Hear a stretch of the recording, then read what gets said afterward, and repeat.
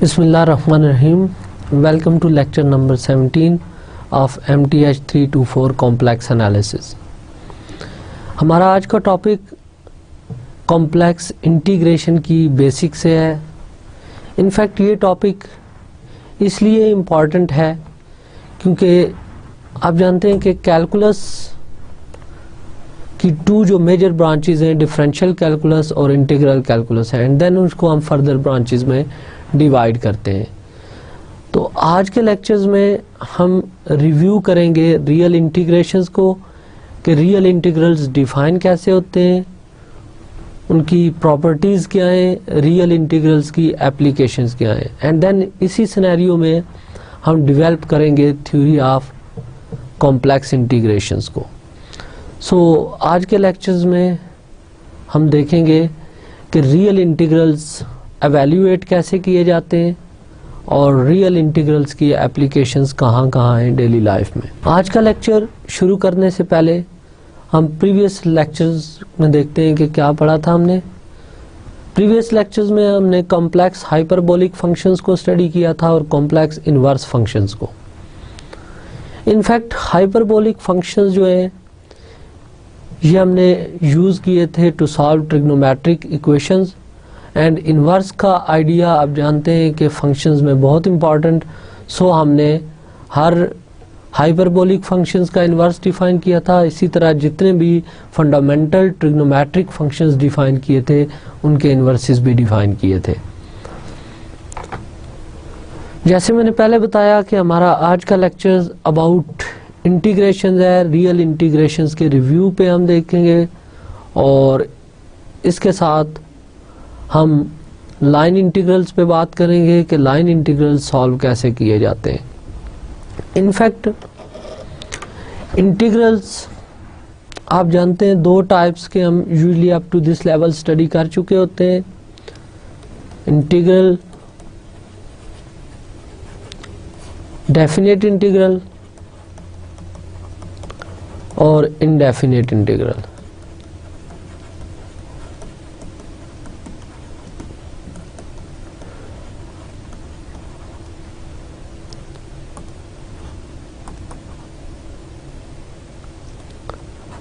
Indefinite integrals. अब definite integral जो है ये integral A to B F of X D X type के जितने भी इंटीग्रल आपने स्टडी किए, दीज आर डेफिनेट इंटीग्रल्स. अब डेफिनेट इंटीग्रल्स की जो दो प्रॉपर्टीज होती हैं, पहली तो ये होती है कि F of X is bounded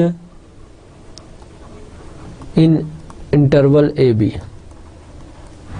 definite integral define करते वक्त ये फंक्शंस बाउंडेड होना चाहिए इन इंटरवल ए बी. और second, interval A B is finite. Interval finite होने के मीनिंग यहाँ ये है कि इंटरवल के एंड पॉइंट्स फाइनाइट होने चाहिए. Otherwise interval as a set देखें तो ये ऑलवेज एक इनफाइनाइट सेट बनता है. तो interval finite means end points of the intervals are finite. So जो डेफिनेट इंटीग्रल्स होते हैं ये इन दो प्रॉपर्टीज़ को मस्ट सेटिस्फाई करते हैं, यानी इसमें फंक्शंस का बाउंडेड होना ज़रूरी है इंटरवल में और इंटरवल का फाइनाइट होना ज़रूरी है. अब इन दोनों कंडीशंस में से कोई एक कंडीशंस या दोनों कंडीशंस अगर वायलेट हो जाए तो ऐसे इंटीग्रल इम्प्रॉपर इंटीग्रल्स कहलाते हैं. और इम्प्रॉपर इंटीग्रल्स को भी आपने up to BSc level detail में स्टडी किया हुआ है.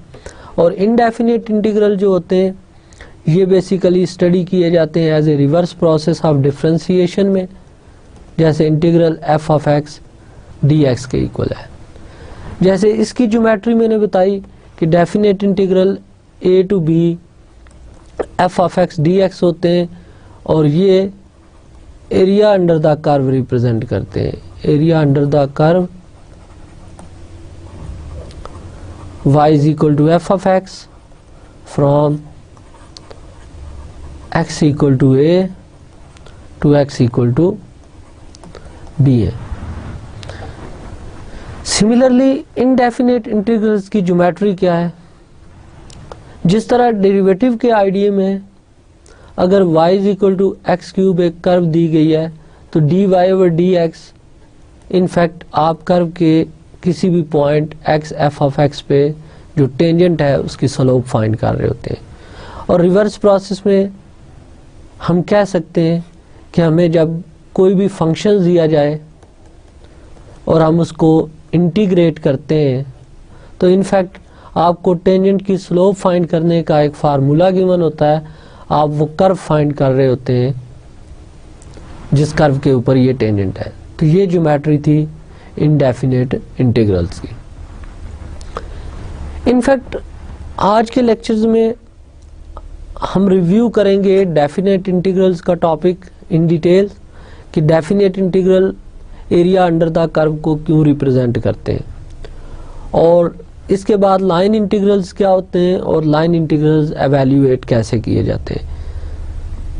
ये रिव्यू का लेक्चर इसलिए इम्पॉर्टेंट है क्योंकि डेफिनेट इंटीग्रल्स तो यूजुअली स्टूडेंट्स ने पढ़े होते हैं, बट जो लाइन इंटीग्रल्स है इसका कॉन्सेप्ट कम होता है। तो हम आज के लेक्चर में सीखेंगे कि लाइन इंटीग्रल्स को सॉल्व कैसे किया जाता है। लाइन इंटीग्रल्स की एप्लीकेशंस हम कॉम्प्लेक्स इंटीग्रेशन में भी देखेंगे कि कॉम्प्लेक्स इंटीग्रल जो होते हैं वो इनफैक्ट हम ट्रांसफॉर्म करते हैं लाइन इंटीग्रल्स में एंड देन उन लाइन इंटीग्रल्स को सॉल्व कर लेते हैं। इसके अलावा भी कॉम्प्लेक्स इंटीग्रेशन में हम थ्योरी डेवलप करेंगे कि लाइन इंटीग्रल में कन्वर्ट किए बगैर किसी कॉम्प्लेक्स वैल्यूड फंक्शंस का इंटीग्रल फाइंड करना हो तो वो कैसे फाइंड किया जाता है। सो एप्लीकेशंस ऑफ इंटीग्रेशंस की बात करें तो डेफिनेट इंटीग्रल्स की एप्लीकेशंस आप लोगों ने एरिया अंडर द कर्व के सेंस में पढ़ी। डबल इंटीग्रल्स की एप्लीकेशन सरफेस एरिया फाइंड करने के लिए, वॉल्यूम इंटीग्रल्स आपने पढ़े। मैकेनिक्स में इनकी बेशुमार एप्लीकेशन देखी। फॉर एग्जांपल काइनेमैटिक्स के टॉपिक में अगर आपको acceleration of a body given होता था dv ओवर dt, तो आप velocity of the body find करना चाहते हैं तो आप separation of variables method use करके इसको इंटीग्रेट करते थे। तो यहाँ इंटीग्रल वेलोसिटी फाइंड करने के लिए यूज होता है। इसी तरह अगर आपको वेलोसिटी टाइम ग्राफ गिवन है, टाइम एक्सिस गिवन है, वेलोसिटी एक्सिस गिवन है और आप बॉडी का डिस्प्लेसमेंट फाइंड करना चाहते हैं तो इसके लिए हम area under the curve find कर लेते हैं। एरिया अंडर द कर्व जो है वो डिस्प्लेसमेंट ऑफ ए बॉडी और ए पार्टिकल हमें दे देता है। तो ये तो मैकेनिक्स रिलेटेड एप्लीकेशंस थी। इसके अलावा कैलकुलस में आपने arc length of curves find की यूजिंग इंटीग्रेशंस, और हायर स्टडीज़ में भी इसको काफ़ी ज़्यादा हम यूज़ करते हैं, वन डायमेंशन इंटीग्रल्स को या integral in higher dimensions, surface और वॉल्यूम इंटीग्रल्स को। जैसे स्टार्ट ऑफ द लेक्चर्स में बात की कि आज के लेक्चर्स में हम डेफिनेट इंटीग्रल्स का जस्ट बैकग्राउंड देखेंगे कि definite integrals area under the curve को क्यों रिप्रेजेंट करते हैं। सो इसकी डिटेल स्टडी हम स्टार्ट करते हैं डेफिनेट इंटीग्रल्स की। In fact area of a regular figure find करना हमारे लिए कंपैरेटिवली इजी है। फॉर एग्जांपल आपको अगर एक रेक्टेंगल दी जाए जिसकी डायमेंशंस गिवन हो, लेंथ और विड्थ गिवन हो, तो आप इसका एरिया फाइंड कर सकते हैं लेंथ मल्टीप्लाइड विद विड्थ से। इसी तरह ट्राइंगल गिवन हो तो ट्राइंगल का एरिया आप फाइंड कर सकते हैं using formula half base into perpendicular. In fact अब अगर आपको इस टाइप की कोई कर्व गिवन हो और कहा जाए कि से x equal to A to X equal to B, इसके अंडर जो एरिया आ रहा है ये एरिया फाइंड करें, तो ये एरिया फाइंड करना काफ़ी डिफ़िकल्ट है using the concept of regular figures. तो इस प्रॉब्लम को सबसे पहले लिबनीज ने टैकल किया और लिबनीज ने इंटीग्रेशंस का आइडिया इंट्रोड्यूस किया area under the curve find करके। अब वो आइडिया क्या था और इंटीग्रेशन एज ए समेशन कैसे अपीयर हुआ, इसको हम देखते हैं। एरिया की डेफिनेशंस तक पहुंचने से पहले जो रिक्वायरमेंट है इंटीग्रेशंस की, कुछ टर्मिनोलॉजी हम डिफाइन करते हैं। इसमें सबसे पहला कॉन्सेप्ट होता है पार्टीशन का। पार्टीशंस का कॉन्सेप्ट ये है कि आपको कोई भी interval, suppose A to B given है, आपने इस इंटरवल को सब इंटरवल्स में डिवाइड करना है। फॉर एग्जांपल इस पॉइंट को अगर मैं x0 ले लेता हूँ, एक पॉइंट यहाँ पे मैं ले लेता हूँ x1, next x2, x3, x4 से x5 इक्वल टू b। तो आपने इन points x0, x1, x2, x3, x4 and x5 को यूज करके इंटरवल AB को सब इंटरवल्स में डिवाइड कर दिया। तो बेसिकली पॉइंट्स का ये सेट जो इंटरवल को सब इंटरवल में कन्वर्ट करने में यूज हो रहा है, इस सेट को पार्टीशन कहते हैं। जनरली जब भी हम कैलकुलस में पार्टीशंस की बात करते हैं तो नॉर्मली हम AB एक इंटरवल लेते हैं, से इसका point x0, next point x1, x2 and so on. इसका जो जनरल पॉइंट हम डिफाइन कर रहे हैं xk माइनस 1 xk है, और इसी तरह xk प्लस 1, और इस प्रोसेस को कंटिन्यू करते हैं तो लास्ट पॉइंट जो होता है वो xnb के इक्वल है। तो अब इस केस में जो पार्टीशन की जनरल रिप्रेजेंटेशन है वो आ गई x0, x1, x2 so on, xk minus 1 xk so on, xn equal to b। In fact ये जो इंटरवल बन रहा है xk माइनस 1 से लेकर xk तक, दिस इज कॉल्ड kth सब इंटरवल, kth सब इंटरवल।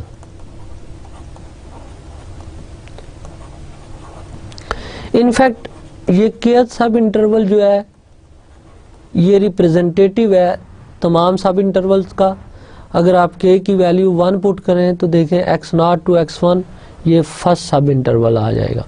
k की वैल्यू 2 पुट करें तो x1 टू x2 ये सेकंड सब इंटरवल आ जाएगा। इसी तरह k को n पुट करें तो xn माइनस 1 टू xn ये लास्ट सब इंटरवल आ जाएगा। तो ये रिप्रेजेंटेटिव है ऑल सब इंटरवल्स का। इनफैक्ट इस सब इंटरवल्स की अगर हम लेंथ फाइंड करें तो लेंथ ऑफ इंटरवल फाइंड करने का फार्मूला xk माइनस 1 इसकी लेंथ होती है। तो इसकी लेंथ को हम रिप्रेजेंट करते हैं डेल्टा xk से, that is delta xk is equal to xk minus 1। तो इसी तरह आप देख लें कि हम k की वेरिएशंस अगर 1 to n लेते हैं तो for different values of k ये सारे सब इंटरवल्स की लेंथ फाइंड हो जाएगी। अब ऑब्जर्वेशन देखें कि अगर हम फर्स्ट सब इंटरवल की लेंथ में सेकंड इंटरवल की लेंथ ऐड करते जाएं और इसी तरह 1 by 1 सारे सब इंटरवल्स की लेंथ ऐड करें तो ये टोटल इंटरवल की लेंथ आ जाती है। मींस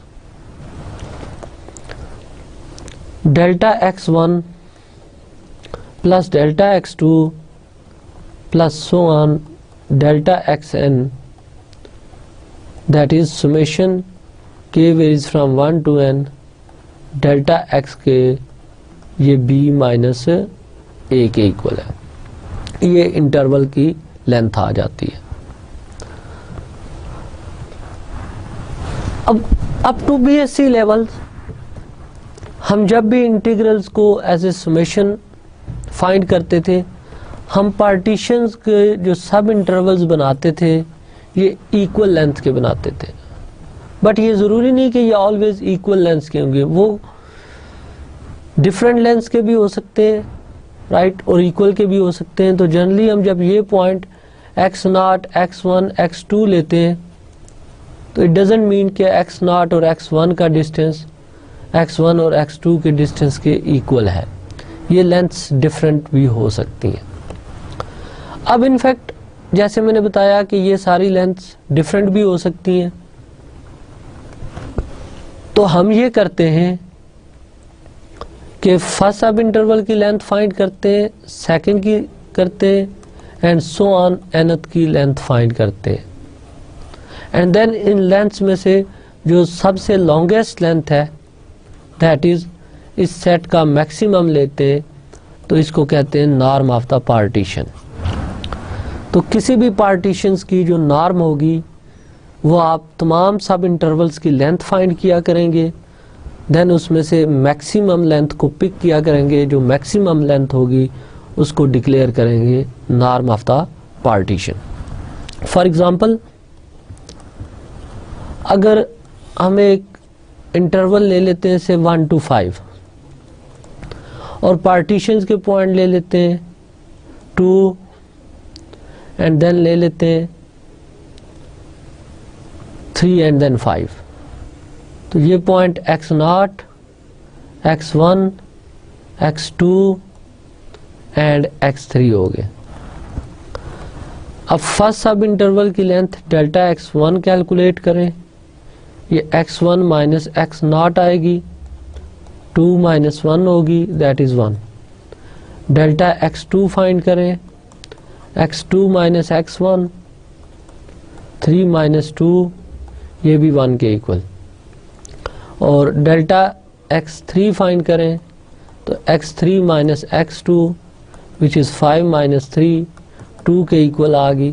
तो ये सारे सब इंटरवल्स की लेंथ आ गई।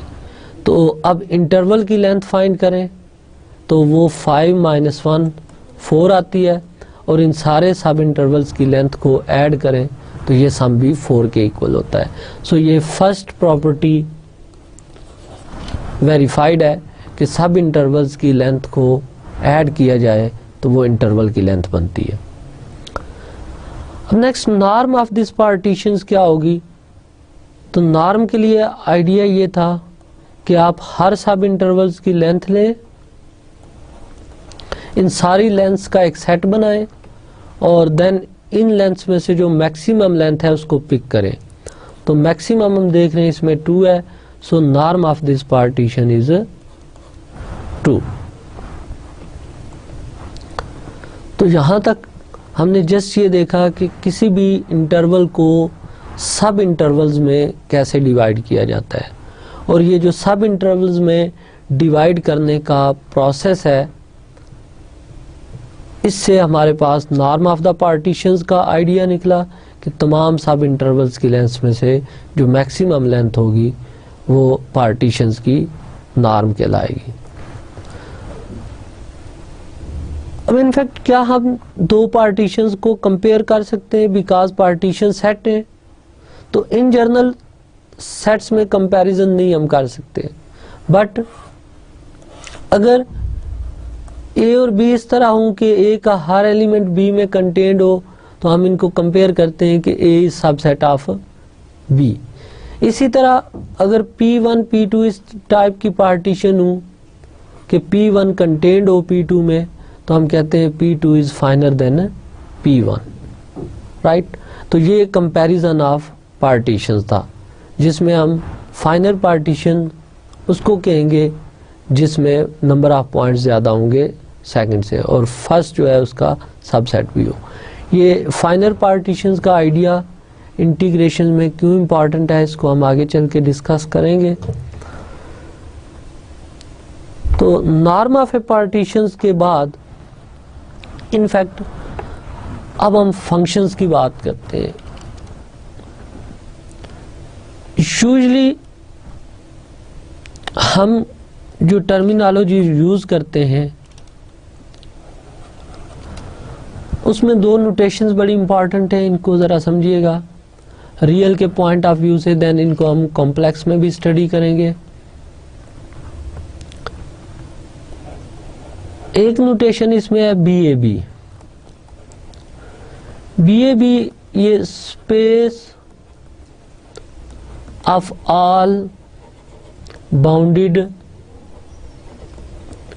रियल वैल्यूड फंक्शन होती है, functions defined on AB, right. Means जितने भी रियल वैल्यूड फंक्शंस बाउंडेड होते हैं वो सारे के सारे इस स्पेस के या इस सेट के एलिमेंट होते हैं।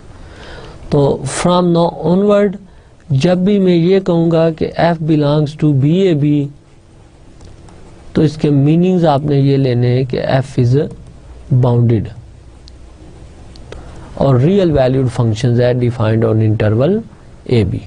और बाउंडेड की डेफिनेशन रिकॉल करें तो फंक्शन बाउंडेड उस वक्त होता है जब उसकी रेंज बाउंड हो, that is absolute value of f of x is less than some positive constant lambda for all x।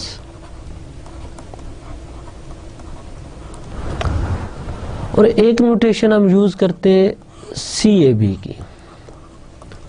CAB ये space of all continuous real valued functions होती है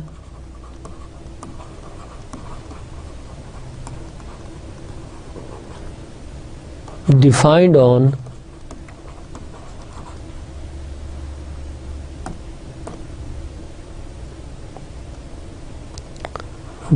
ऑन AB।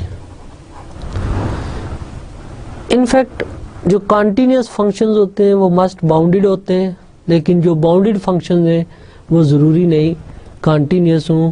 तो space CAB is a proper subset of BAB because कई ऐसे functions हैं जो bounded तो हैं बट कॉन्टीन्यूस नहीं है। फॉर एग्जांपल अगर एक फंक्शन f of x इस तरह डिफाइंड है 1 if x is greater or equal to some number say t and -1 if x is less than t से जैसे यहाँ पे एक नंबर में t फिक्स कर लेता हूँ तो t x ग्रेटर और इक्वल टू t के लिए इसकी वैल्यू 1 है और x जब t से लेस है तो इसकी वैल्यू -1 है। तो क्लियरली ये फंक्शंस t पॉइंट पे डिसकंटिन्यूस है, बट आप नोट करें कि ये फंक्शंस बाउंडेड है क्योंकि अगर लैम्डा हम 2 चूज़ कर लें तो absolute value of x less than lambda आ जाती है फॉर ऑल x। तो ये फंक्शन बाउंडेड तो है बट ये कॉन्टीन्यूस नहीं है। तो ये तो बेसिक टर्मिनोलॉजी थी हमारे पास BAB और CAB की। अब वापस हम आते हैं एरिया अंडर द कर्व की तरफ। तो जस्ट देखते जाएं कि हमने अभी तक पार्टीशंस डिफाइन की है, इंटरवल को सब इंटरवल्स में डिवाइड किया है, then norm of the partition define किया है। अब हम एरिया अंडर द कर्व के कॉन्सेप्ट की तरफ आते हैं। इसके लिए सबसे पहले हम रीमान सम्स का कॉन्सेप्ट रिकॉल करते हैं एंड देन देखेंगे कि फंक्शंस का इंटीग्रल कैसे डिफाइन होता है। तो रीमान सम्स के लिए हम एक नंबर डिफाइन करते हैं mk is the supremum of f of x such that x belongs to xk minus 1 xk। और f यहाँ पे हम BAB से ले रहे हैं यानी बाउंडेड है, इसलिए इस सुप्रीमम के एग्जिस्टेंस की गारंटी है। सिमिलरली हम स्मॉल m के नंबर डिफाइन करते हैं infimum of this set f of x such that x belongs to xk minus 1 xk। तो क्लियरली स्मॉल एम के ऑलवेज लेस आर इक्वल होगा कैपिटल एम के। जस्ट इसको आप यूं समझ सकते हैं कि फॉर एग्जांपल ये एक फंक्शन का ग्राफ है और ये पॉइंट हम एक्स के ले लेते हैं और ये पॉइंट से एक्स के माइनस 1 है, के सब इंटरवल है। अब के सब इंटरवल में आप सुप्रीमम फाइंड करेंगे तो वो सपोज ये है और इन्फीमम देखें तो वो ये है। तो इस तरह आप सब इंटरवल के हर पॉइंट पे फंक्शंस की वैल्यू फाइंड किया करेंगे एफ ऑफ एक्स और उन वैल्यूज़ का एक सेट बना के उस सेट का सुप्रीमम फाइंड करेंगे तो वो कैपिटल एम के आ जाएगा। और इसी तरह सेम सेट का अगर इन्फीमम फाइंड करेंगे तो उसे हम डिनोट करेंगे स्मॉल एम के से। अब अगर इन सुप्रीमम इन्फीमम के आइडियाज़ को लेकर हम जस्ट एक कर्व स्टडी करें। अब यहाँ पे एक्सप्लेनेशन को सिंपल रखने के लिए मैं जो कर्व ले रहा हूँ वो एक इंक्रीजिंग फंक्शन की कर्व ले रहा हूँ। अदरवाइज़ ये ज़रूरी नहीं है, ये किसी भी टाइप का फंक्शन हो सकता है, चाहे वो इंक्रीजिंग हो डिक्रीजिंग हो, जो मर्जी बिहेवियर हो उसका हम उसको स्टडी कर सकते हैं। अगर वो बाउंडेड है, बी का एलिमेंट है, तो हम उसका एरिया फाइंड करेंगे। ओके, सपोज ये पॉइंट ए है, ये पॉइंट बी है। फर्दर सपोज कि इस ए बी इंटरवल की एक partition x0, x1, x2 and so on, ये के सब इंटरवल एक्स के माइनस 1 देन एक्स के और एंड पे ये एक्स एंड बी के इक्वल है। अब आप नोट करें कि फर्स्ट इंटरवल में अगर आप कैपिटल M1 नंबर डिफाइन करें तो सपोज वो ये आएगा। सेकंड सब इंटरवल में M2 डिफाइन करें तो वो ये है सपोज, और लास्ट केथ में डिफाइन करें तो MK है, और सिमिलरली आप N तक जाएंगे। अब हम देखते हैं कि ये जो M1 नंबर है इसको लेकर अगर हम एक रेक्टेंगल कंस्ट्रक्ट करें, सपोज ये M1 वैल्यू लेकर हम एक रेक्टेंगल कंस्ट्रक्ट कर रहे हैं जिसकी लेंथ डेल्टा x1 है, तो नोट करें कि इस रेक्टेंगल का एरिया हम फाइंड कर सकते हैं। इस रेक्टेंगल का एरिया आएगा length multiplied with width M1 delta x1। Same idea अगर हम यूज़ करें इस सेकंड सब इंटरवल पे और यहाँ पे एक रेक्टेंगल कंस्ट्रक्ट करें M2 वैल्यू लेकर, तो इस रेक्टेंगल के अंडर एरिया ये वाला आता है, और क्योंकि इस इंटरवल की लेंथ डेल्टा x2 है तो इस रेक्टेंगल का एरिया M2 डेल्टा x2 आएगा। और इसी कॉन्सेप्ट को अप्लाई करें आप हर सब इंटरवल पे, तो के सब इंटरवल में जो रेक्टेंगल बनेगी उसका एरिया MK डेल्टा XK आ जाएगा। इस प्रोसेस को अगर हम एंड तक कंटिन्यू रखें पॉइंट बी तक, तो हर रेक्टेंगल का एरिया हमारे पास है, हम इन सारे एरियाज को ऐड करते जाएं तो ये जो सम है this is called upper Riemann sums, और यूजुअली इसे UFP से रिप्रेजेंट किया जाता है। That is UFP is equal to summation k varies from 1 to n MK delta XK। Similarly हम स्मॉल m के नंबर यूज़ करके भी ये सम फाइंड कर सकते हैं। अब आप नोट करें कि जब कैपिटल M के नंबर यूज़ करके हमने ये एरिया फाइंड किया है, तो ये एरिया कर्व के अंडर जो एरिया है उसके ऑलमोस्ट इक्वल है इस डायग्राम में। ऑल्दो एरर टर्म है, इस एरर टर्म को हम मिनिमाइज करते हैं, लेकिन यहाँ से एक आइडिया मिल जाता है कि हम area under the curve find कर सकते हैं। अब इनफैक्ट देखते हैं कि हम इसी पार्टीशन को अगर फाइनल करें, जैसे मैंने आइडिया दिया था कि किसी पार्टीशन में आप कुछ पॉइंट एक्स्ट्रा ऐड करें तो वो फाइनल हो जाएगी। अब पार्टीशंस फाइनल करने से एरिया पे क्या इफेक्ट होगा, ये जस्ट ऑब्जर्व करें इस डायग्राम से कि सपोज ये kth सब इंटरवल था, इसको हम अलग से स्टडी करते हैं। पहले इसके अंडर जो एरिया था वो ये वाला एरिया था टोटल। अब अगर हम इसमें एक पॉइंट एक्स्ट्रा ले लेते हैं से एक्स के स्टार, तो अब ये फर्स्ट में अपर सम ये आएगा, सेकंड पोर्शन में अपर सम ये वाला आएगा। तो आप देखें ये जो एक्स्ट्रा एरिया आपने पहले फाइंड किया था ये अब रिमूव हो गया है एक पॉइंट एक्स्ट्रा लेने से। सिमिलरली पार्टीशन में जितने पॉइंट ज़्यादा करते जाएंगे ये अपर रीमान सम डिक्रीज होता जाएगा।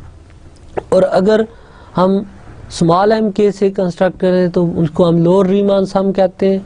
यानी लोअर रीमान सम की डेफिनेशन होती है L F P is equal to summation k varies from 1 to n small m k del x k. तो पार्टीशन फाइनल करने से अपर रीमान सम डिक्रीज होते जाते हैं और लोअर रीमान सम जो होते हैं ये इंक्रीज होते जाते हैं। लिहाजा अब अगर हम सोचें कि वो कौन सा रीमान सम्स होगा जो एक्चुअल एरिया के क्लोजेस्ट होगा, तो उसके लिए हम अगर यू एफ पी अपर सम्स को स्टडी कर रहे हैं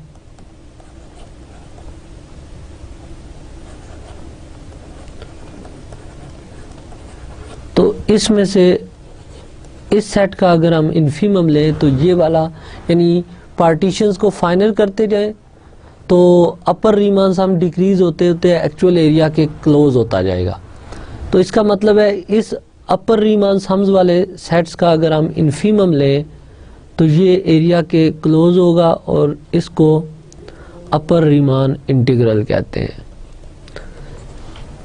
सिमिलरली अगर हम लोअर रीमान वाले सम्स के सेट का सुप्रीमम लें तो ये एक्चुअल एरिया के क्लोज होता है और इसको लोअर रीमान इंटीग्रल कहते हैं। और फंक्शन रीमान इंटीग्रेबल होता है, यानी डेफिनेट इंटीग्रल इसका एग्जिस्ट करता है अगर ये लोअर रीमान इंटीग्रल अपर रीमान इंटीग्रल के इक्वल हो जाए। तो यहाँ पे तो ये हमने डेफिनेशन कंस्ट्रक्ट की इन्फीमम और supremum value of the functions लेकर। अब क्या हम एरिया डिफाइन कर सकते हैं सुप्रीमम और इन्फीमम के अलावा कोई भी वैल्यू लेकर?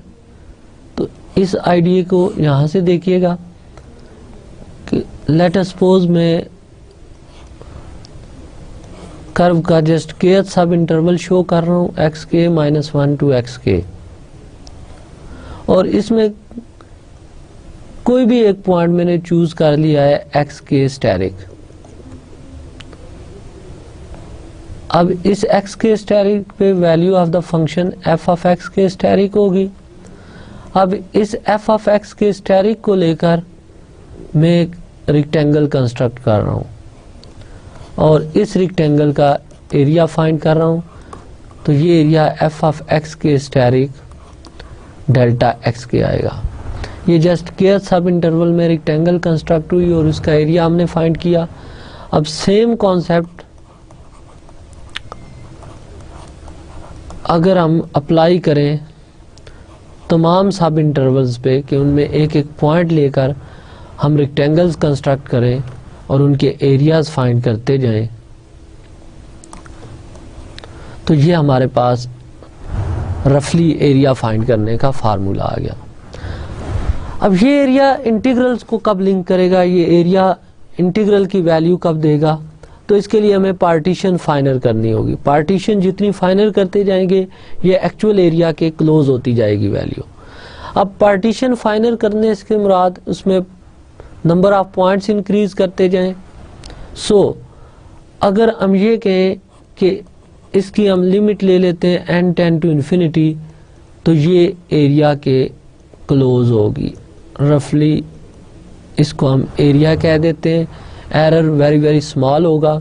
तो ये आइडिया था कि समेशन जो होता है इस पे जब लिमिट ले लेते हैं n टेंड टू इन्फिनिटी तो ये इंटीग्रल में कन्वर्ट हो जाता है, एरिया अंडर द कर्व बन जाता है।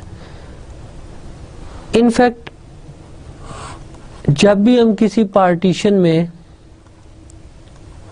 नंबर ऑफ पॉइंट ज़्यादा करते जाएंगे तो सब इंटरवल्स की तादाद ज़्यादा होगी, तो हर सब इंटरवल्स की लेंथ कम होती जाएगी। इसका मतलब है कि जब सारे सब इंटरवल्स की लेंथ कम होती जाएगी तो उसमें से जो मैक्सिमम लेंथ है वो भी कम होगी। अब जब किसी भी सब इंटरवल में नंबर ऑफ पॉइंट्स इन्फिनिटी को अप्रोच कर जाएंगे तो नॉर्म ऑफ द पार्टीशन 0 को अप्रोच कर जाएगी।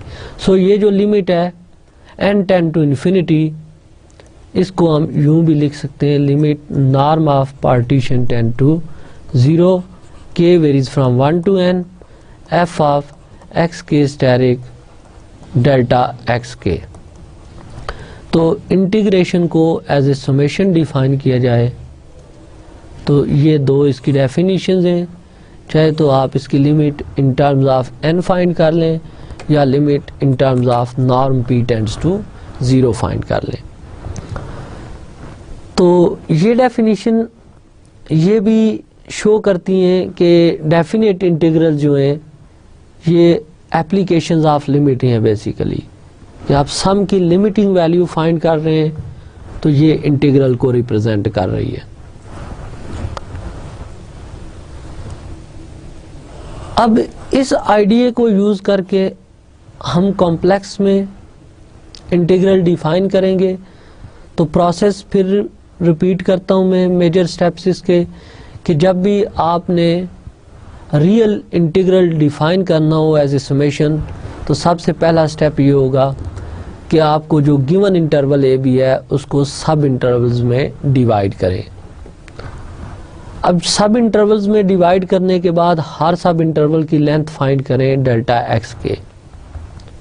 उसके बाद हर सब इंटरवल में एक आर्बिट्ररी पॉइंट एक्स के स्टेरिक लेकर उस पे फंक्शंस की वैल्यू फाइंड करें और उससे बनने वाली रेक्टेंगल का एरिया फाइंड कर लें और तमाम एरियाज को ऐड करते जाएं and at the end partitions को फाइनल करें, that is norm of p tends to 0 करें तो ये summation area under the curve को रिप्रेजेंट कर देगा। तो ये तो डेफिनेट इंटीग्रल्स को कंस्ट्रक्ट करने का प्रोसीजर था। अब डेफिनेट इंटीग्रल्स की एप्लीकेशंस हम पहले बात कर चुके हैं। इसकी प्रॉपर्टीज़ पे देखते हैं कि इसकी प्रॉपर्टीज़ क्या क्या होती हैं। अब इसकी मेजर प्रॉपर्टीज़ जो हैं वो ये हैं। फर्स्ट प्रॉपर्टी कि integral a to b f of x dx equal to integral b to a f of x dx with negative sign. Means के लिमिट ऑफ इंटीग्रेशन जब भी आप चेंज करेंगे तो एक नेगेटिव साइन आएगा। सेकंड प्रॉपर्टी, जब लिमिट ऑफ इंटीग्रेशन सेम हो तो एरिया अंडर द कर्व 0 होता है, इंटीग्रल का आंसर 0 हो जाएगा। Third property, integral a to b f of x dx, इसको आप a b के दरमियान किसी भी पॉइंट c पे ब्रेक कर सकते हैं। c to b f of x dx।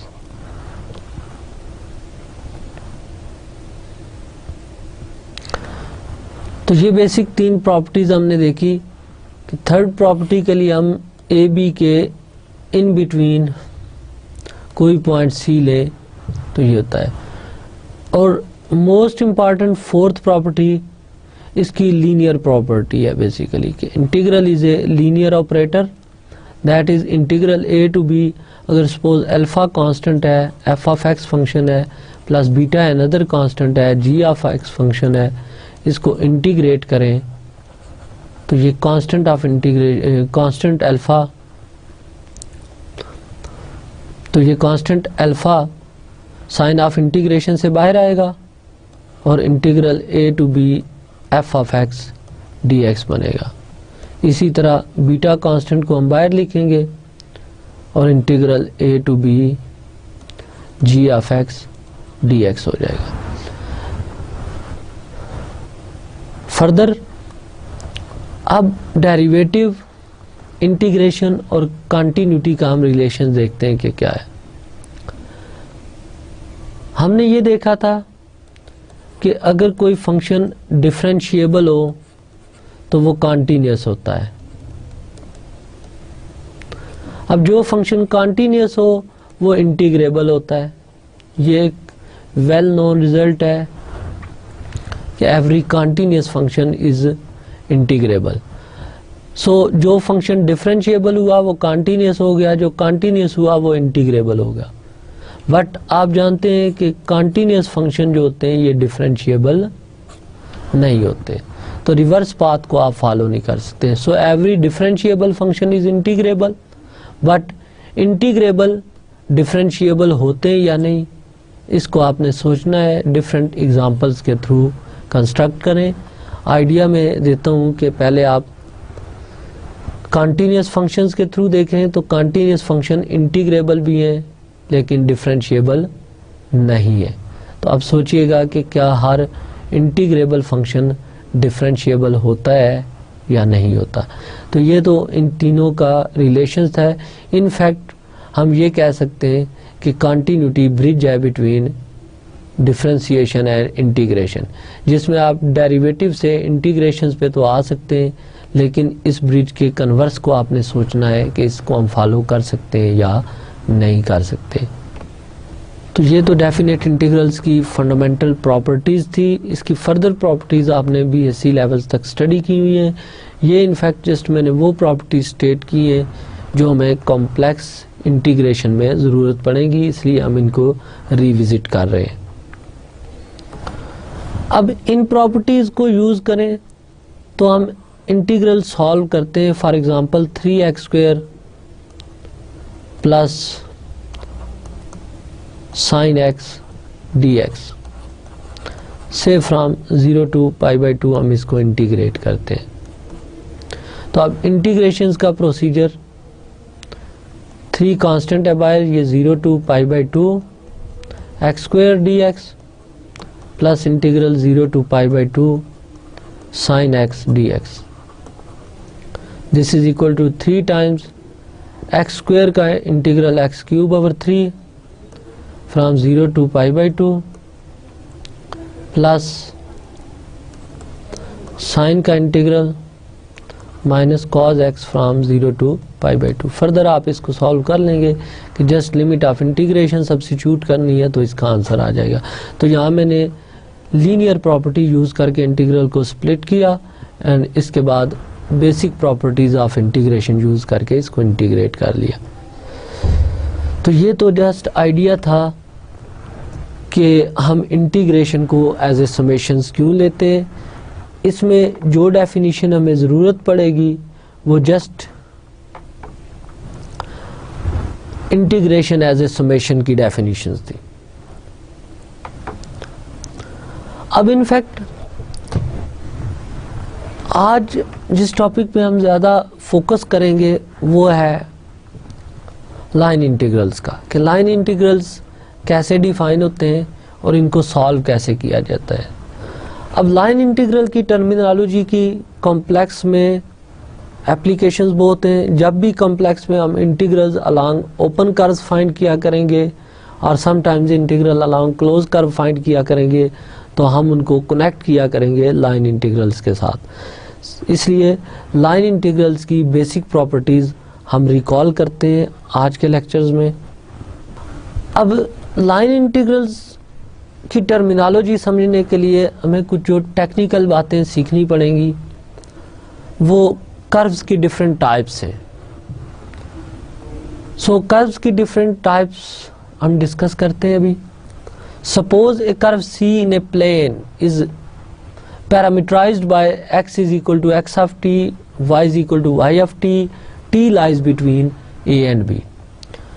यानी कोई भी कर्व है उसकी पैरामीट्रिक फॉर्म हमें गिवन है, x equal to x of t, y is equal to y of t। For example जैसे हम सर्कल कोई देख लें, X square plus Y square is equal to से आर स्क्वेयर, तो इसकी पैरामीट्रिक इक्वेशंस क्या बनती है, x is equal to R cos T, Y is equal to R sine T, और t for full circle vary करता है 0 to 2 पाई। तो ये सर्कल की पैरामीट्रिक इक्वेशन है।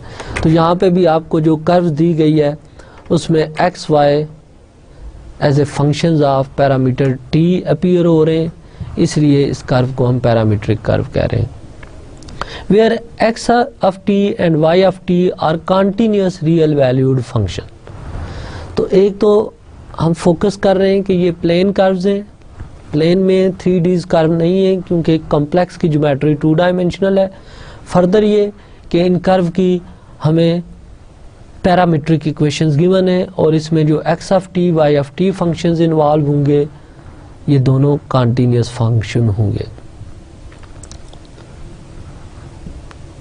ये दोनों कॉन्टिन्यूस फंक्शन होंगे।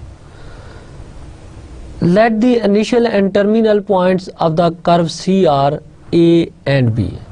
कर्व के एंड पॉइंट्स हमने स्पेसिफाई कर लिए हैं कि कर्व का एक एंड A पॉइंट पे है और दूसरा एंड B पॉइंट पे है, जिसके coordinate x of B, y of B है। अब इनफैक्ट जैसे सर्कल मैंने बताया एक कर्व है, एलिप्स एक कर्व है, पैराबोला एक कर्व है, इस टाइप के अलावा भी आपने बहुत सी कर्व्स कैलकुलस में स्टडी की होंगी। यहाँ हम इनफैक्ट इन कर्व्स को कैटेगराइज करेंगे कि किस टाइप की कर्व को टेक्निकली हम क्या नाम देंगे। इसमें सबसे पहला आइडिया है स्मूथ कर्व का।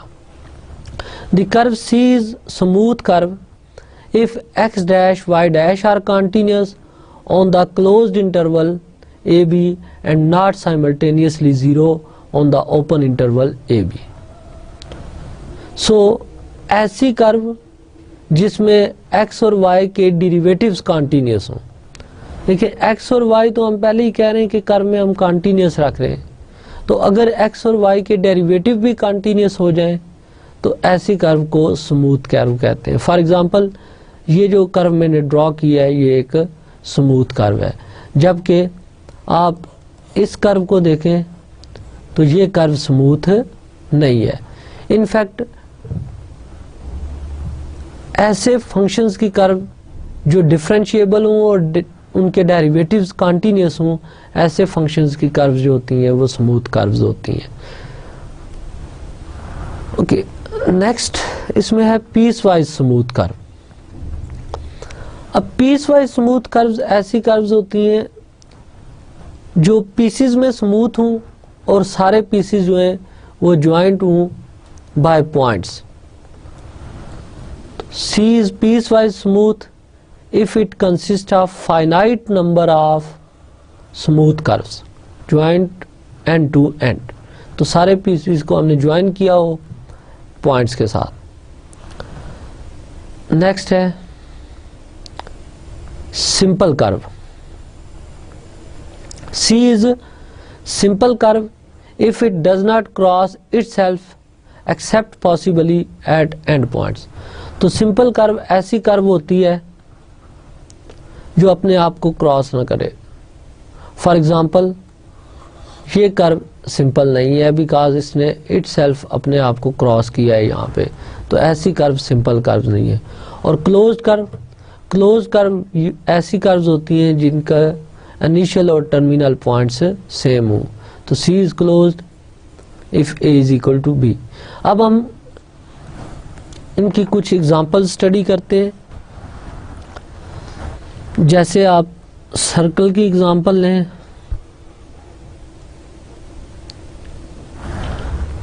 तो ये कर्व क्लोज्ड भी है और ये सिंपल भी है, क्योंकि ये अपने आप को क्रॉस नहीं कर रही। तो ये कर्व सिंपल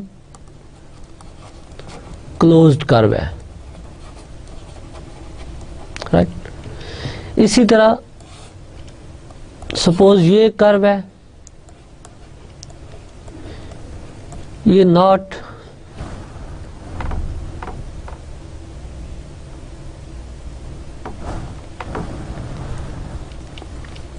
ये कर्व नॉट सिंपल आएगी, क्योंकि इसने अपने आप को क्रॉस किया है। इसी तरह सपोज ये कर्व है,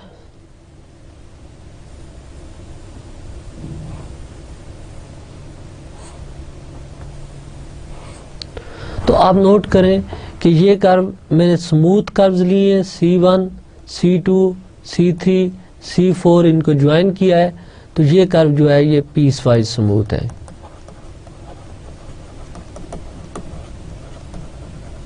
ये कर्व पीस वाइज स्मूथ है। तो इस तरह अब आपको कोई भी कर्व दी जाए तो आप जज कर सकते हैं कि आया वो कर्व सिंपल है, क्लोज्ड है, पीस वाइज स्मूथ है या सिंपल नहीं है। तो हम पाथ ऑफ इंटीग्रेशन जो लेंगे लाइन इंटीग्रल्स में, वो हमारे पास इस टाइप की कर्व्स होंगे। यूजुअली हम सिंपल क्लोज कर्व ले लेते हैं, पीस वाइज स्मूथ कर्व ले लेते हैं या स्मूथ कर्व ले लेते हैं। जो कर्व सिंपल नहीं होती उनके अलॉन्ग इंटीग्रल्स डिफाइन करना काफ़ी कॉम्प्लिकेटेड है, इसलिए इस एलिमेंट्री कोर्स में हम just simple piecewise smooth या सिंपल क्लोज्ड कर्व के अलॉन्ग इंटीग्रल्स को स्टडी करेंगे।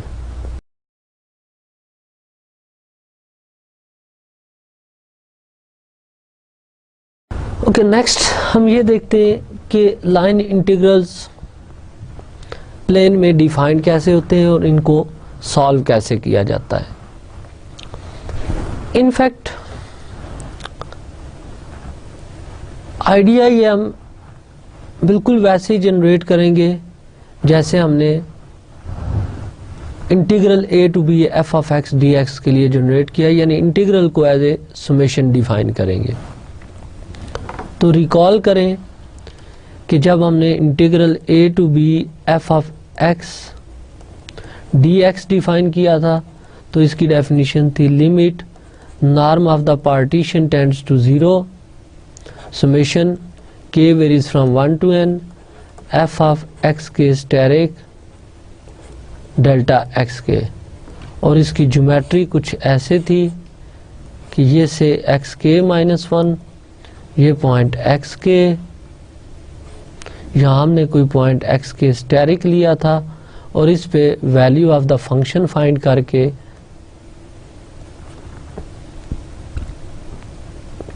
डेल्टा एक्स के से मल्टीप्लाई किया था और इस तरह area under the curve find किया था। अब हमारे पास लाइन इंटीग्रल्स प्लेन में डिफाइन है। g एक कॉन्टिन्यूस फंक्शन है जो डिफाइंड है ओवर ए पाथ c। जैसे इस डायग्राम में हम एक पाथ प्लेन में लेते हैं, सपोज ये एक पाथ है, तो आप नोट करें कि इस पाथ का हम कोई भी पैच कट अप करें, से ये कट कर लिया एक पॉइंट, ये दूसरा पॉइंट, तो इसका x एक्सिस पे पोर्शन देखें तो ये डेल्टा x है। इसको y एक्सिस पे देखें तो ये डेल्टा y है सपोज, और अगर ये k सब इंटरवल में है तो इसको हम डेल्टा x के और इसको डेल्टा y के कह लेते हैं। और अगर इस कर्व के ऊपर इस पोर्शन को देखें, ये वाला पोर्शन, तो ये डेल्टा s के है, यानी एलिमेंट ऑफ आर्क लेंथ है। तो हम ये जो लाइन इंटीग्रल्स डिफाइन करेंगे ये भी हम with respect to x define करेंगे, similarly with respect to y define करेंगे, और एट द एंड हम इनको अलोंग आर्क s डिफाइन करेंगे। तो g सपोज 2 वेरिएबल का एक कॉन्टिन्यूस फंक्शन है g x y। अब इस फंक्शन का अगर आप एक इंटीग्रल लेना चाहते हैं अलोंग कर्व सी और ये integral with respect to x find करना चाहते हैं तो इसकी डेफिनेशन होगी limit norm of p tends to 0 summation k varies from 1 to n g की value at point x k star y k star. अब ये x k star y k star इस कर्व के ऊपर जो पोर्शन आप study कर रहे हैं उसके ऊपर हमने एक पॉइंट ले लिया है x k star y k star. तो जस्ट इस पॉइंट पे वैल्यू फाइंड करें और इसको डेल्टा एक्स के से मल्टीप्लाई करके सम अप करें तो ये integral along C g of x y d x के इक्वल आएगा। सिमिलरली अगर इसको हम डेल्टा वाई के से मल्टीप्लाई करके सम अप करेंगे तो ये इंटीग्रल अलोंग सी आएगा विद रिस्पेक्ट टू वाई। और अगर हम इसे डेल्टा एस के एलिमेंट ऑफ आर्क लेंथ से मल्टीप्लाई करके सम अप करेंगे तो ये लाइन इंटीग्रल आएगा with respect to arc length s. तो ये तो लाइन इंटीग्रल्स की डेफिनेशन थी। आप नोट करो कि ये लाइन इंटीग्रल्स की जो डेफिनेशंस होती हैं ये फॉलो हो रही है सेम प्रोसीजर से जो हमने डेफिनेट इंटीग्रल्स के लिए डेवलप किया था। अब इनफैक्ट लाइन इंटीग्रल्स को सॉल्व करने के मेथड्स क्या हैं ये मेथड्स देखते हैं और देन इन मेथड्स की एप्लीकेशंस में कुछ क्वेश्चंस हम सॉल्व करके देखेंगे। So first is the line integral of g along c with respect to x is. Evaluation का मेथड ये है कि आपको g function of x y given होगा, पाथ ऑफ इंटीग्रेशन c दिया होगा और अगर आपने इसको इंटीग्रेट करना है विद रिस्पेक्ट टू x तो आपने जस्ट ये करना है कि integral along c g of x y d x ये इक्वल होता है integral c g of x of t y of t, यानी x y की जगह इस कर्व की पैरामीट्रिक फॉर्म रिप्लेस करेंगे और dx की जगह x dash t dt replace करेंगे तो ये इंटीग्रल कन्वर्ट हो जाएगा इन टर्म्स ऑफ t। अब t पैरामीटर्स की रिस्पेक्ट से इसको इंटीग्रेट करके आप इस इंटीग्रल को सॉल्व कर सकते हैं। सिमिलरली अगर हम इस इंटीग्रल को with respect to y solve करेंगे तो सेम प्रोसेस है कि g एक्स वाई में एक्स वाई को जो कर्व की पैरामीट्रिक फॉर्म गिवन हैं उससे रिप्लेस करें, dy को y डैश t dt से रिप्लेस करें और t पैरामीटर्स की जो लिमिट्स होंगी उस पर इंटीग्रेट करेंगे तो इस लाइन इंटीग्रल का आंसर आ जाएगा। और finally element of arc length s अगर लें और s की रिस्पेक्ट से इसको इंटीग्रेट करें तो प्रोसेस सेम है कि आपने एक्स वाई को कर्व की पैरामीट्रिक फॉर्म से रिप्लेस करना है बट डी एस को रिप्लेस करना है square root x dash t whole square plus y dash t whole square into d t square से, बिकॉज हमने कैलकुलस में प्रूव किया हुआ है कि element of arc length find करने का फार्मूला होता है एक्स डैश है t whole square plus y का derivative with respect to t whole square under root ये इंटू डी टी, ये element of arc length find करने का फार्मूला है। तो जस्ट हमने ds की वैल्यू पुट की है तो ये integral with respect to t convert हो गया। अब इसको हम इंटीग्रेट करके ये integral with respect to s find कर लेंगे। जैसे इससे रिलेटेड हम कुछ एग्जांपल्स देखते हैं। फॉर एग्जांपल फर्स्ट पार्ट में है integrate C x y square d x where the path of integration is the quarter circle defined by x is equal to 4 cos t, y is equal to 4 sin t, t lies between 0 to π/2। तो in fact ये path of integration जो है ये circle का वो portion है जो first quadrant में लाई कर रहा है क्योंकि पैरामीटर t वेरी कर रहा है 0 से लेकर π/2 तक। तो पाथ ऑफ इंटीग्रेशन हमारे पास ये एक आर्क ऑफ ए सर्कल है। फर्स्ट नोट करें कि इस इंटीग्रल को सॉल्व करने के लिए हमने y को यूज़ करना है फॉर साइन टी, x को यूज़ करना है फॉर कॉस टी, और t की लिमिट्स दी गई है 0 to π/2, और ये इंटीग्रल हमने with respect to x solve करना है। सो इस इंटीग्रल को बाय फार्मूला देखें तो जब भी हम g फंक्शन का integral with respect to x लेते थे तो राइट साइड में g of x of t, y of t, x dash t dt और t की लिमिट्स जो भी होंगी वो हम लिखेंगे। ये integration with respect to x है। तो ये सब्स्टिट्यूशन करें कि इस इंटीग्रल इस कर्व c के अलोंग सॉल्व करने के लिए इंटीग्रल x की value 4 cos of t into y की value 4 sin of t whole square, और इसके साथ x डैश टी लिखना है तो x का derivative with respect to t find करें तो this is equal to -4 sin t, तो x डैश टी की वैल्यू सब्स्टिट्यूट करें तो ये -4 sin t और साथ dt आएगा, और t की लिमिट से 0 to π/2। This is equal to -256 integral 0 to π/2 sine cube t cos of t dt। अब sine cube t cos t dt को इंटीग्रेट करना है तो हम एलिमेंट्री कैलकुलस से जानते हैं कि साइन t का डेरिवेटिव cos t एग्जिस्ट कर रहा है। सो पावर में एक ऐड करके पावर से डिवाइड करें। अब लिमिट ऑफ इंटीग्रेशन सब्स्टिट्यूट करें तो ये आपके पास आंसर आ जाएगा। अब इस क्वेश्चन के सेकंड पार्ट को हम सॉल्व करते हैं। तो सेकंड पार्ट में हमें इस इंटीग्रल का सॉल्यूशन चाहिए विद रिस्पेक्ट टू y। तो recall that integral with respect to y जब लेते थे तो ये टर्म सेम थी g of x of t y of t, but यहाँ पे y डैश t dt लिखते थे। सो इंटीग्रल फाइंड करने के लिए हमें y डैश t चाहिए और उसके साथ dt, और y कर्व के ऊपर गिवन है 4 sin t। सो ये इंटीग्रल सेकंड पार्ट में x y square d y हो जाएगा। Second part x y square d y with respect to curve C.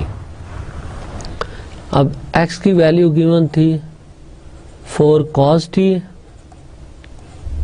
y की वैल्यू गिवन है 4 sin t होल स्क्वायर, और साथ y dash t लेना है विच इज़ 4 cos t, और साथ dt, t की लिमिट 0 to π/2। जस्ट आपने इसको इंटीग्रेट करना है। सो this is 256 0 to π/2 sin square t cos square t dt। This is 256 0 to 2.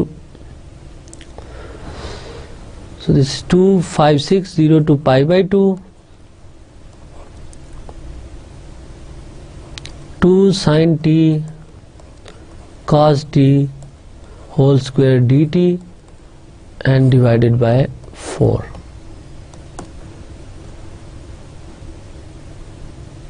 So this is 64 integral 0 to π/2 sin 2t whole square dt। अब आप जानते हैं कि sin 2t को हम इंटीग्रेट करेंगे sin square 2t को, तो इसको सबसे पहले हम कन्वर्ट करेंगे। So this is equal to 1 minus cos 4t divided by 2 dt, since cos 2t होता है हमारे पास 1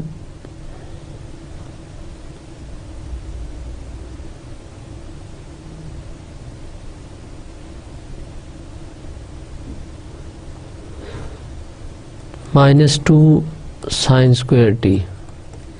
तो यहाँ से sin square t की वैल्यू आ गई 1 minus cos 2t divided by 2। इस आइडेंटिटी को यूज़ करके हमने इस इंटीग्रल को ट्रांसफॉर्म किया। अब ये एक सिंपल इंटीग्रल है, इसको आपने सॉल्व करके इसका आंसर देखना है कि क्या होगा। थर्ड एग्जांपल नोट करें तो थर्ड एग्जांपल में हमने एक्स वाई स्क्वायर को इंटीग्रेट करना है with respect to d s.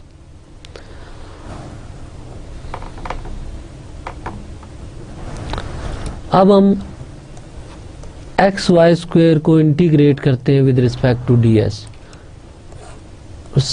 Definition इसकी g x y d s की, this is integral along C g of x of t y of t into under root x dash t whole square plus y dash t whole square into dt थी। सो इसके लिए पहले हमें x dash t और y dash t चाहिए। As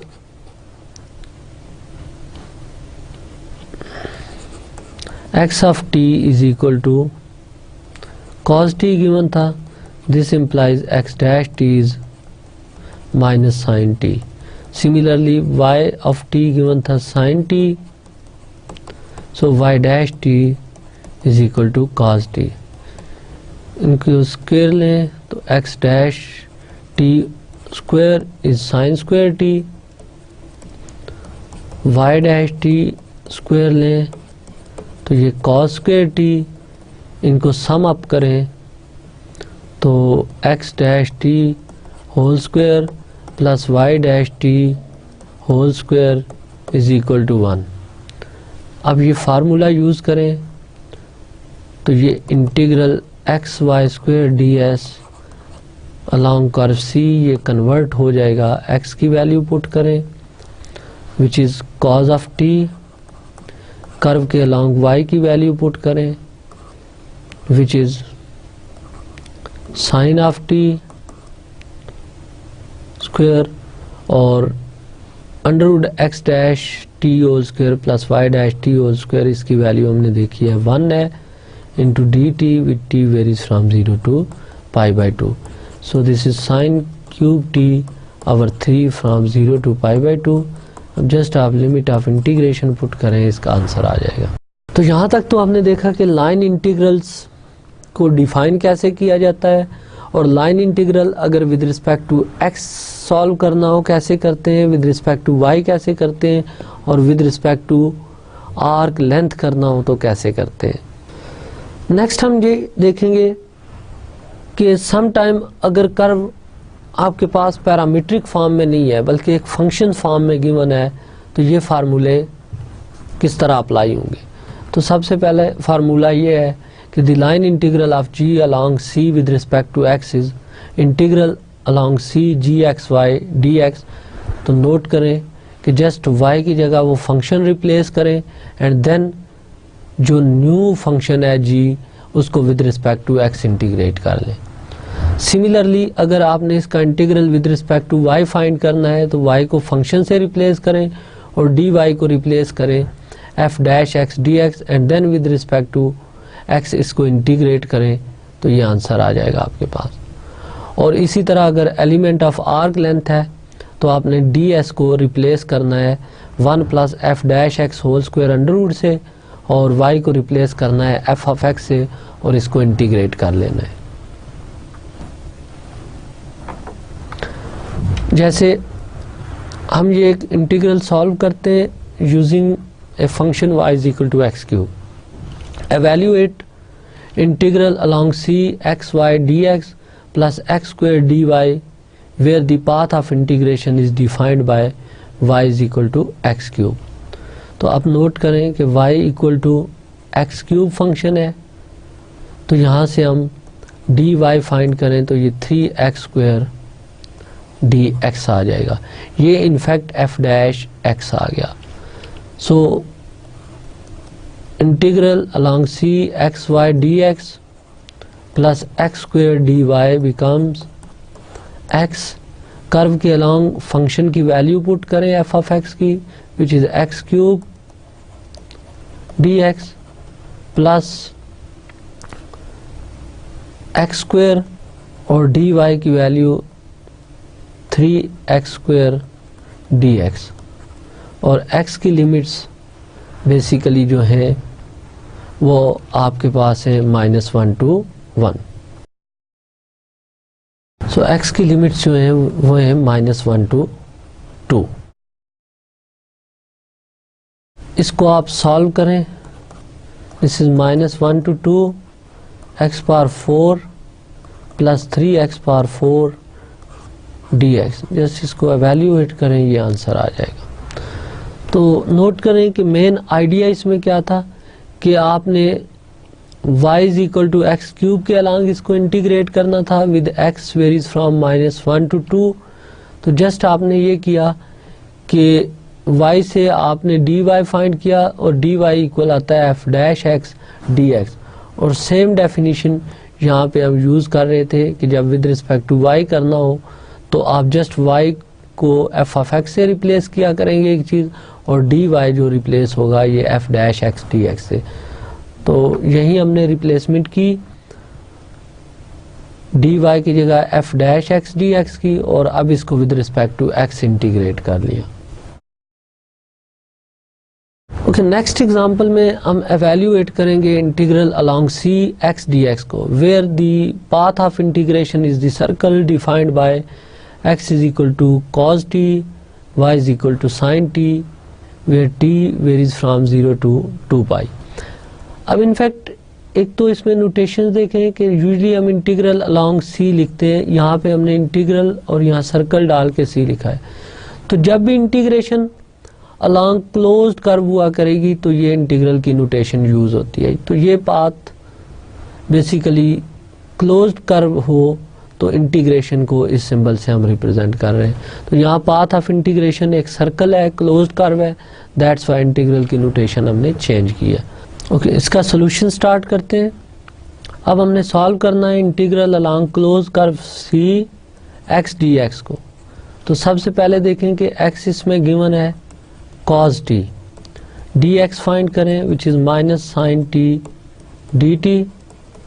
तो इसमें put कर लें integral along c x dx is equal to integral x की वैल्यू पुट करें which is cos t, dx की वैल्यू पुट करें -sin t dt, और t की लिमिट 0 to 2 पाई। इसको इंटीग्रेट करें, ये आंसर आ जाएगा। सो यहाँ पे नोट करें कि हम इन क्वेश्चन में इस चीज़ पे एम्फसाइज नहीं कर रहे कि इंटीग्रल का आंसर क्या आएगा। बेसिकली हम देख रहे हैं कि डिफरेंट टाइप्स के जब लाइन इंटीग्रल होंगे इनको कैसे हम डेफिनेट इंटीग्रल्स में कन्वर्ट करेंगे और इनको सॉल्व करेंगे। तो थ्रू आउट आप इन एग्जांपल को ऑब्जर्व करें अगर, तो यहाँ पे आपके पास x और y के रिस्पेक्ट से इंटीग्रेट कर रहे थे along curve c। Path of integration एक कर्व था y is equal to x cube. तो हमने कंप्लीट इंटीग्रल को ट्रांसफॉर्म कर लिया x में, एंड देन अब ये एक डेफिनेट इंटीग्रल है, इसको सॉल्व कर लिया। इसी तरह इस एग्जांपल में भी यहाँ पे क्लोज कर्व थी, कर्व की पैरामीट्रिक इक्वेशंस थी, तो हमने इसको यूज करके एक डेफिनेट इंटीग्रल में कन्वर्ट किया और देन इसको सॉल्व कर लिया।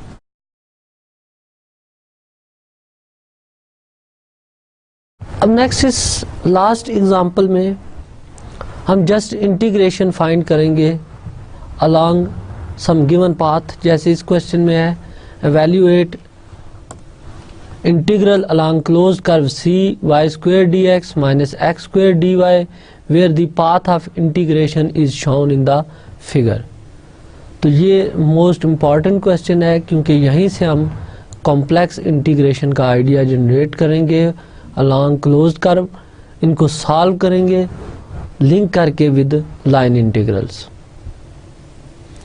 सो कर्व जो शो की गई है डायग्राम में वो ये वाली टोटल कर्व क्लोज्ड कर्व सी है, जो ओरिजिन से स्टार्ट होती है, देन से दिस पॉइंट ए तक हम आते हैं, फिर ये पॉइंट बी है, एंड देन बी से वापस ओ तक जाते हैं। अब ये कर्व ऑब्जर्व करें कि किस टाइप की कर्व है। ये एक पीस वाइज स्मूथ कर्व है, क्योंकि हमने इसको 3 पीसेस में कनेक्ट किया हुआ है।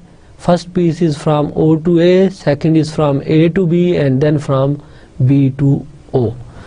तो हम ये करते हैं कि हम इस इंटीग्रल को सबसे पहले OA पाथ के अलोंग सॉल्व करते हैं, देन AB के अलोंग सॉल्व करेंगे, फिर B से O तक सॉल्व करेंगे और तीनों इंटीग्रल के आंसर ऐड करेंगे तो हमारे पास टोटल कर्व C के अलोंग इंटीग्रल्स का आंसर आ जाएगा।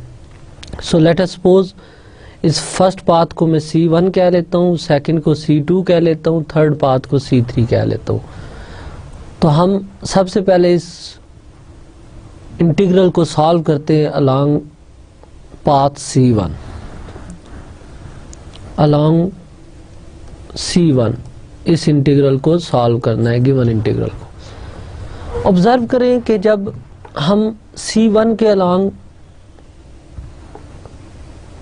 मूव करते हैं तो C1 कर्व के ऊपर x कोऑर्डिनेट में चेंज आ रही है 0 से 2 तक की, बट x एक्सिस पे मूव कर रहे हैं, सो y कोऑर्डिनेट में कोई चेंज नहीं है, y 0 है थ्रू आउट।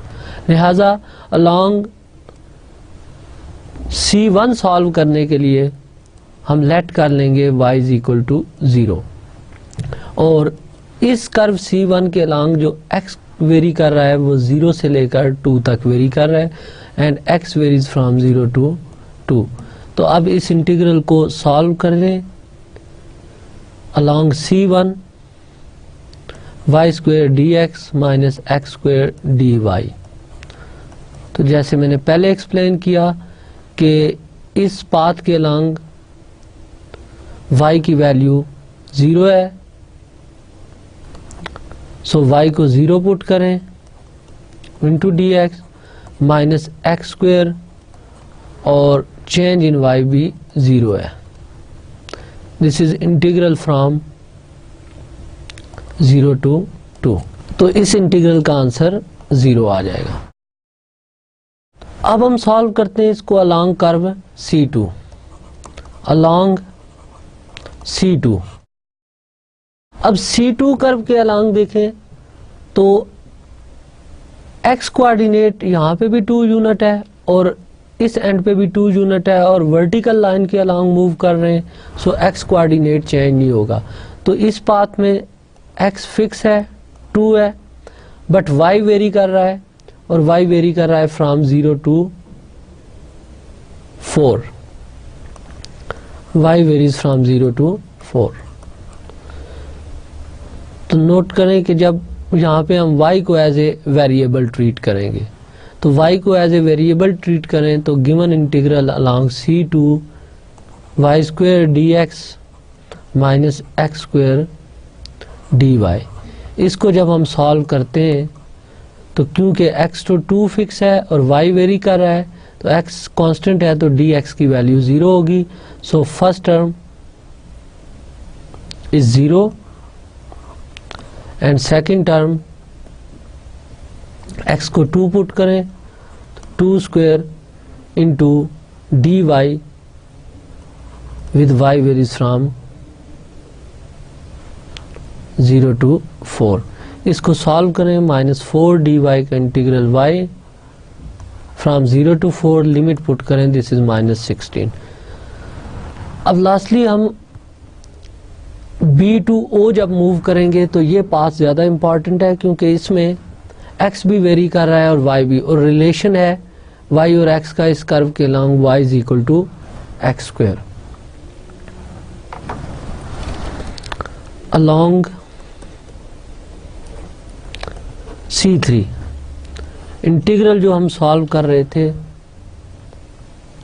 वो ये वाला था y square dx minus x square dy, y square dx minus x square dy।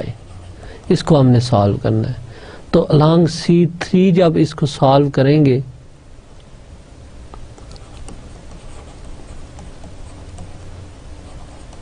तो C3 के अलोंग y एक्सप्लिसिटली गिवन था as a function of x, that is y is equal to I think so, y is equal to x square, right? Y is equal to x square. So dy is equal to 2x dx. तो यहाँ substitute करें इसमें curve, तो y की value x square आ गई whole square dx और minus x square dy की value put करें विच इज 2x dx. और इनफैक्ट अब ये वन इंडिपेंडेंट वेरिएबल x में कन्वर्ट हो चुका है इंटीग्रल. अब x की लिमिट्स देखनी है कि क्या बनेगी. तो डायग्राम से देखें, क्योंकि हम मूव कर रहे हैं फ्रॉम b टू o, तो b से o की तरफ आते हुए x कोऑर्डिनेट वेरी कर रहा है from 2 to 0. So limit of integration are from 2 to 0. अब ये एक सिंपल इंटीग्रल है which is 2 to 0 x4 minus 2x cube into dx. इसको आप सॉल्व कर लेंगे. अब ये थर्ड इंटीग्रल C3 आ गया. अब नोट करें कि हमने अभी तक क्या किया है कि जब हम इस फंक्शन को इंटीग्रेट कर रहे थे अलोंग कर्व C1, तो C1 क्योंकि पैरेलल टू x एक्सिस था तो इसलिए y कोऑर्डिनेट में चेंज नहीं आई, और क्योंकि ऑन x एक्सिस है इसलिए y 0 लिया. यहाँ से dy भी 0 हो गया, बट x वेरी कर रहा है, सो x को वेरिएबल ट्रीट करें और y को 0 पुट कर दें. जब हम कर्व C2 की बात की तो C2 में हम मूव कर रहे हैं अलोंग y एक्सिस, तो y एक्सिस के अलोंग कर्व पे जब मूव कर रहे हैं तो अब x फिक्स हो चुका है बट y वेरी कर रहा है. तो x यहाँ पे 2 यूनिट फिक्स है इस कर्व पे, x की वैल्यू 2 ले ली और y वेरी कर रहा है, तो यहाँ हमने y को एज ए वेरिएबल लिया और x को 2 पुट करके इसको सॉल्व किया. और जब हम थर्ड इंटीग्रल को सॉल्व कर रहे थे तो थर्ड इंटीग्रल में y और x का रिलेशन दिया गया था कि y is an explicit function of x which is y is equal to x square. तो यहाँ से हमने dy फाइंड किया, जस्ट सब्स्टिट्यूशन की, तो हमारे पास ये function x4 minus 2x cube में कन्वर्ट हुआ और अब हम इसको इंटीग्रेट कर रहे हैं विद रिस्पेक्ट टू x. अब क्योंकि हमने तो इंटीग्रल सॉल्व करना था along this whole path o to a to b and then b to o, इसलिए जब आप integral along closed curve C लिखेंगे फंक्शन का, तो ये C1 का इंटीग्रल प्लस C2 का इंटीग्रल प्लस C3 का इंटीग्रल, तो तीनों इंटीग्रल्स को ऐड करेंगे तो आपको टोटल कर्व C के अलोंग इसका इंटीग्रल मिल जाएगा. तो ये आज के लेक्चर्स के रेफरेंसेस थे. होपफुली नेक्स्ट लेक्चर्स में हम स्टार्ट करेंगे कॉम्प्लेक्स इंटीग्रेशंस का टॉपिक. आज वाले लेक्चर्स को आपने अच्छी तरह रिवाइज करना है. रीज़न ये है कि यहीं से हम आइडिया जनरेट करेंगे कॉम्प्लेक्स इंटीग्रेशन का और देन कॉम्प्लेक्स इंटीग्रल्स को सॉल्व करेंगे. Thank you.